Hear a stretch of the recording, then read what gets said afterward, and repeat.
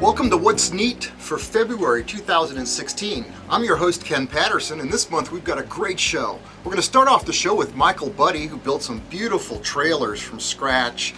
Just some really nice model Mike's got to show us this month. Ed Richardson stops by with some radio-controlled vehicles. Vehicles that drive at scale speeds on the layout, something we've all been desiring, and the Europeans have had that conquered for some time. Ed Dressel stops by and shows us some fresh sagebrush that he just picked and explains to us how to groom it and prepare it to make trees. Of course, we've got some super nice footage, drone footage from John Dietzen this month, along with an Athearn photo shoot where we really pursue a photograph, a cold winterscape shot. We do multiple photo shoots in pursuit of the perfect photograph. But first this month, I want to start out with tool tips.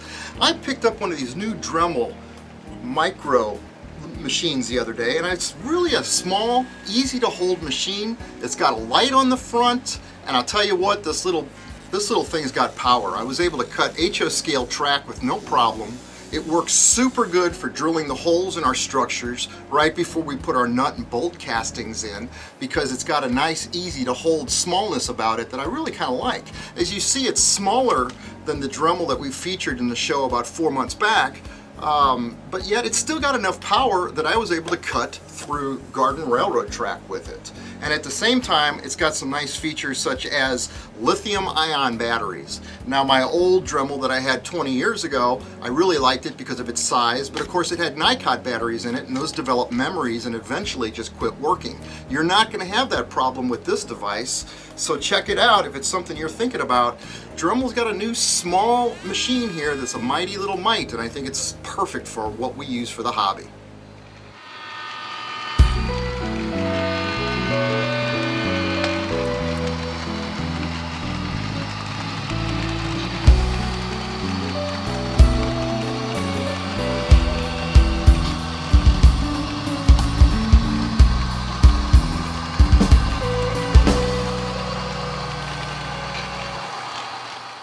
For this segment of What's Neat, we've got Mike Buddy with us again with some beautiful trailers that he's been building over the last 6 weeks. He said he's built about 20 of these, and it's just some magnificent work from the 70s that you'd be used to seeing in a prototype books. So let me hand it over to Mike and let him talk about these new vehicles that he's made.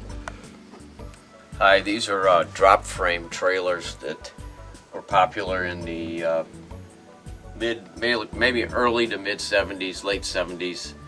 But they were very popular in my modeling period, 1979. So none were available for a long time. So I took this UPS metal trailer model and converted it by filling in the wheel wells and doing some body work on it.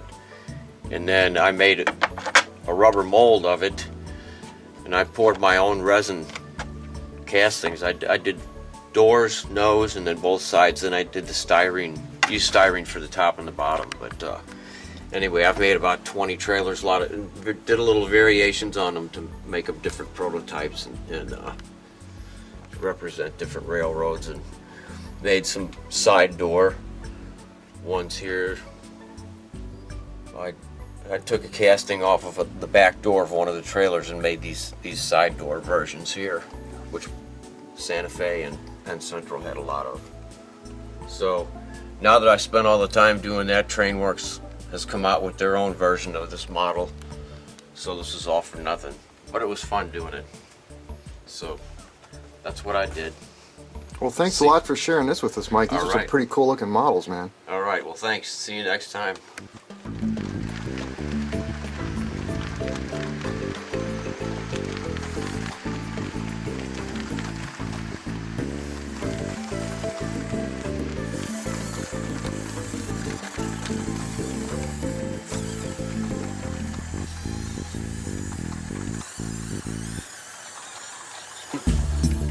This segment of What's Neat, I've got a really special guest who's into modeling RC vehicles in HO scale that run at scale speeds. Now, I've been having discussions with Athearn and Horizon Hobby because they've got a development department for their radio-controlled airplanes, which I think it would be a natural fit for them to add a product like that to the American market. But someday, one manufacturer is going to do that. Today, we've got Ed Richardson. He lives here in St. Louis, and he's modeled these RC vehicles to the point where they run at scale speeds. He's even taken pickup trucks and put the steering and the motivation for the vehicles to move into them. Magnificent work. Let me hand it over to Mike Buddy and Ed Richardson for this segment of What's Neat. Hi. We have Ed Richardson here. I've known Ed we've been friends for almost 20 years now. And we've always shared interest in vehicles. We always like cars. Ed's got his own auto repair shop, and he's done a lot of ground off restorations on vehicles and stuff. But one thing he really did that I liked was he was the one that designed this auto carrier that Plano made some parts for, and then Overland finally ended up, is that who? And Lone Star. And Lone Star, yeah, they ended up releasing this kit, and it's the one that might still be available today. But now Ed is into these RC remote control vehicles, and he's taken some of the European style cabs and taken the motors and put them in American style trucks. So you want to tell us a little more about it, Ed? Thanks, Mike. Thanks, Ken. So yes, just to piggyback on what they're saying, I've taken this model here, which is a Trucks and Stuff W900 Kenworth, and I've taken it completely apart and installed some of the European components like the gearboxes here, which give it scale speed, also the servo, and install some small LiPo batteries in it that allow them to be charged at a very fast pace and offer scale speeds and still retain the factory look from the manufacturer. So Yeah. this is one here that is one of the European models that I got my hands on, made by Keyens. I'll give you a demonstration of how it works. So we'll look at the lights, and then here we go on some of the steering styles that it offers. So we have turn signals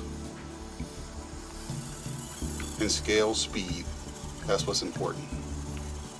That's nice. Yeah, that's amazing. And Now, who manufactures that model? this model is made by Keyens, Japanese Didn't that company. come out like 10 years ago? Yes. Okay. Yes, I think they're long gone. Now this is another model here that I created using some of the parts from Keyens and some of the other Scratchbuilt parts. You can see some of the circuitry that's required underneath there.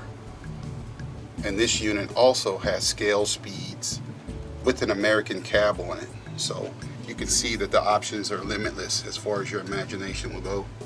So what's next is American vehicles, like police cars and some of Mike's old classic cars. That's what's next. What was the brand name of the pickup truck that you were able to power? There was a River Point station, one of their F-250s, and that unit will be in a future episode with working lights and some of the other cool features on it. Show us the underneath side of this red truck and tell us what website and where we can go in Europe to get the parts. What do we need to make our models work? What you need, first of all, is to just find your cab that you desire, the one that you like. And then next of all, you need to find you a gearbox with a scale speed attached from a company called Sol Expert. And they're online, Sol, SOL-expert.de. And they offer the micro servos and the micro gearboxes. And those are the only components that you really need, or those parts. The radio systems are something that you can get from your local hobby store. I need that to be transparent. It's transparent. That this little guy here is a blade like you find on some of the little inexpensive helicopters and quadcopters. You just need this radio and the receiver along with the servo and the gearbox, and you have a working model. That's amazing. And what website do we need to go to? Sol Expert, SOL-expert.de. And we'll put that on the bottom of the screen. But thanks for having us. Ed, Yeah. man, these are magnificent models. It's really great. We can't wait to see all of these models running and that new pickup truck from River Point Station that you're talking about. Thanks a lot for showing us this on What's Neat. Yeah. Thanks, Ed. Thank you. All right. All right.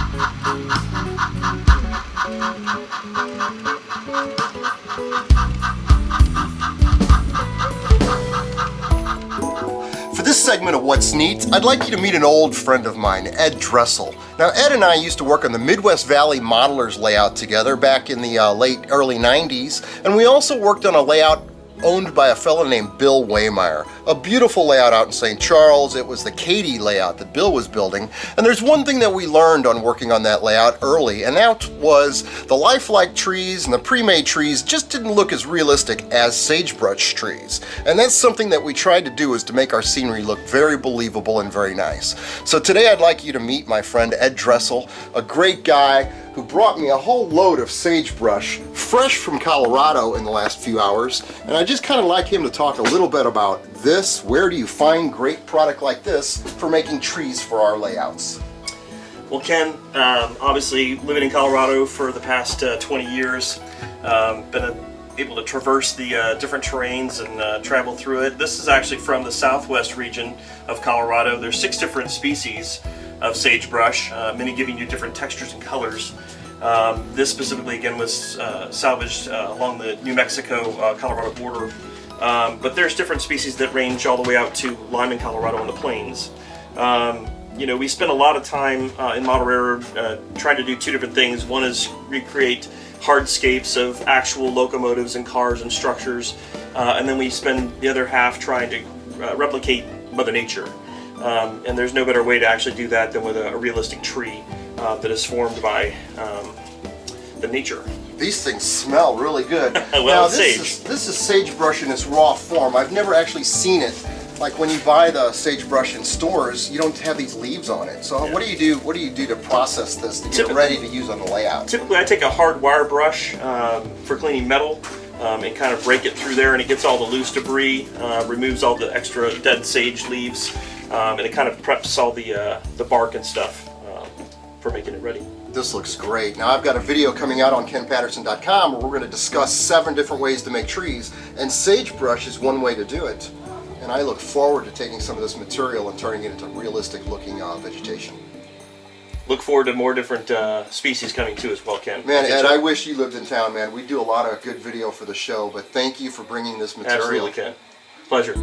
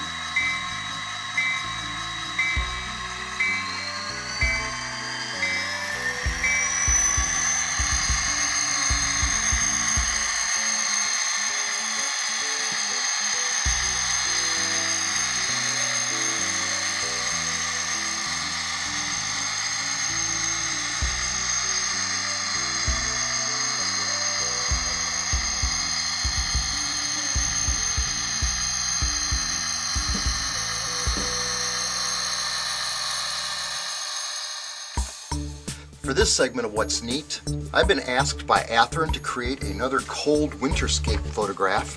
And for this one, we're going to copy this Robert Fraschella photograph of the Erie Lackawanna units running through a cold February snow.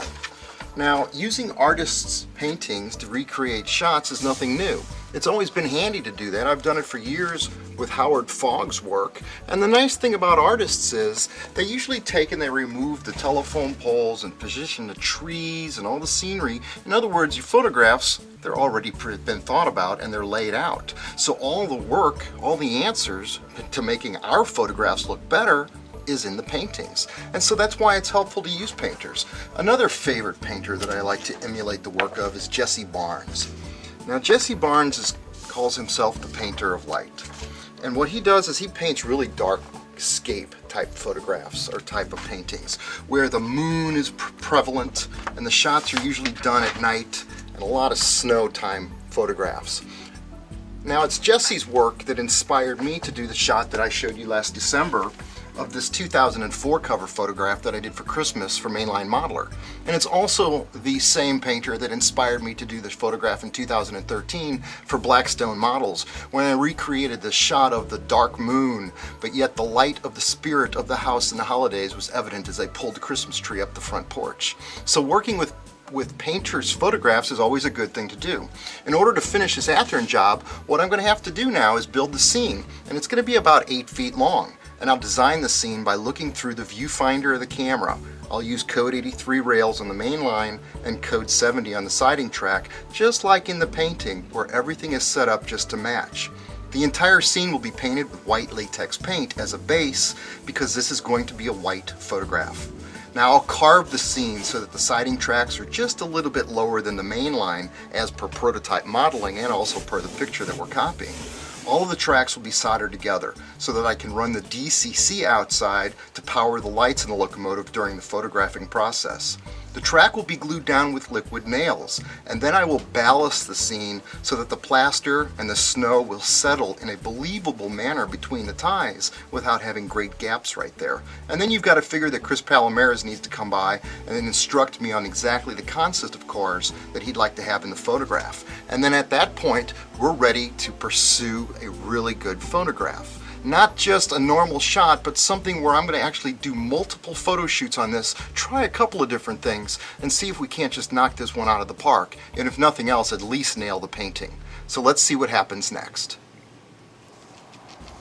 Let it snow, let it snow, let it snow.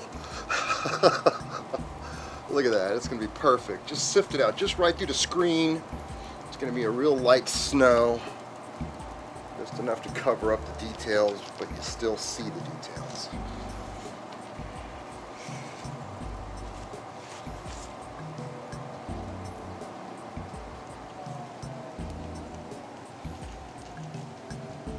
I hope it doesn't start raining. We've got about 15 minutes before the next band of rain comes in. And this is going to look absolutely outstanding. I can already see how good this is going to look. I don't need to push the snow that far down here. Just primarily cover up this ballast. But today I'm trying something different, and that's using the way I apply dirt to a layout, because I know it comes out really fine with the fine dirt. So I figured it would work really good in the fine snow. I just want these weed tufts to stick out, so after I'm done putting this on, I'm going to brush the weed tufts a little bit so they have a little brownness to them. I've got the camera covered up so I don't get any plaster on it. And I don't see anything floating over towards the models because I got no wind today. Yesterday it was super windy, which is why I couldn't do the shot. So I'm ready to stop this and put the train on. I need to put just a little snow on the front of the snowplow of the locomotive. It's the only snow on the train. Okay, I've got my weeds in place, my railroad ties, I've matched the photograph, the train engines are clean as per the instructions, the freight cars are weathered, I got a little bit of snow on everything else, the freight cars got snow on them. So at this point I'm ready to shoot. I'm going to shoot it multiple different ways with these lights now. Well, I've got my shutter set for bulb right now and it is wide open, and I'm doing about a 5-minute exposure because even though it looks like it's totally dark out here, this camera is able to pick up so much light when you leave the shutter open that it'll make this darkness look like it's literally daytime out here. Now I had a small light on and I was reflecting a little bit of light off of the back of my house, just getting that reflection of a little bit of light to light up the side of the train with a little yellow.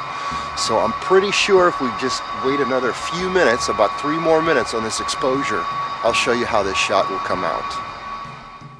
So shooting in total darkness, let me show you how that shot came out, because the camera was able to take the shot and just absolutely make it look lighter because I left the shutter open for about 5 minutes. I did Photoshop this photograph a little bit. I added some tank cars at the end of the train simply because what I need to do is I'm going to go out right now and do a reshoot of this shot. It's about 3 o'clock in the afternoon. I've got great clouds and it just stopped raining. So I'm going to go out and do a reshoot on this shot, and we're going to get everything right this time. I'm going to add about 3 more feet of track to the scene so I've got enough trains that are coming off the rear of the shot, and just move things around a little bit, hook up the DCC and shoot it all over again. Everything's set up here. I left the plaster sitting on it overnight, so nothing's been disturbed. Everything's ready for the shoot. So now we're going to set it up and do it one more time. This is a reshoot.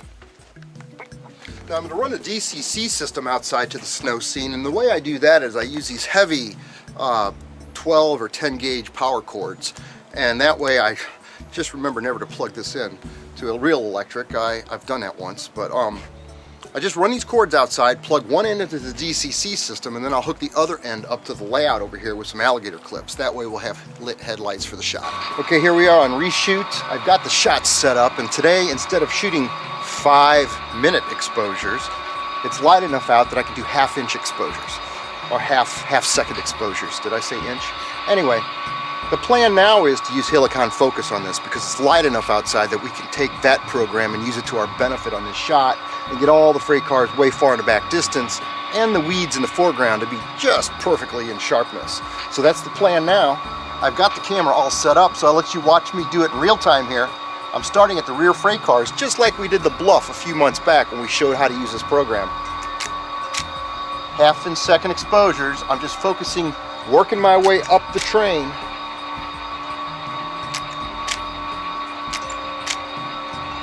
Let me stop talking here and get this done. I'm at the foreground weeds right now. So however many exposures that was, I know we're going to get the shot and it should come out decent. So let's find out. So after using Helicon Focus and recreating that shot, I've got a great fog effect in this photograph. I think we've really captured the painting on this one. The background looks like it's snowing, the number boards are lit, there's a pickup truck in the shot right where it needs to be, but I keep asking myself in the pursuit of always making a better photograph, what is it that we can do now to this shot to make it even that much more better? Just add more pizzazz to the whole deal, just make this one, knock this one out of the park like I mentioned before. And the ideas come to me that maybe the answer is just over my shoulder. Maybe what I should do is set this scene up and do an outdoor sunrise shoot with it in the cold winter snow, just to add a little bit more sparkle and magic. Maybe I'll get lucky and get a sunburst. So let's see if this will turn out like I think it might. So here we go, about 25 minutes before sunrise now, and that's when I get the great purples and the colors when I've got a long exposure. I've been shooting about 2.5-minute exposures right now. Here's the results I've been getting. Let me show you the shot on the computer screen.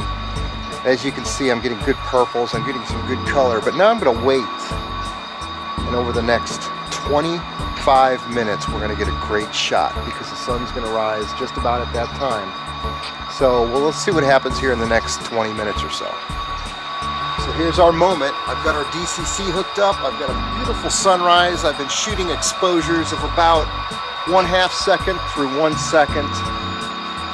And everything is just coming out absolutely fantastic right now. I know we're going to get some nice, good color out of this. And this is going to just be a beautifully frigid, cold scene. So let me get these inside and process them, and let's see what we've got.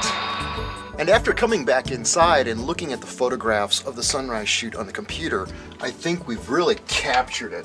This is the spice that just made the photograph that much better was the fact that the sun was coming up and I got a good sunburst. Now Chris Palomares at Athearn did a little bit of photoshopping and added the snow dust that you can see in the shot and the smoke on the locomotive. And the artist, Robert Fraschilla, contacted me through Facebook and was absolutely honored at the fact that we took one of his paintings and emulated it for us model railroaders in the type of art form that it is that we do. So with that ends this February What's Neat photography segment. This was a fun job. I hope you've enjoyed this. This was a pretty fun job to actually do. This was a good, enjoyable project.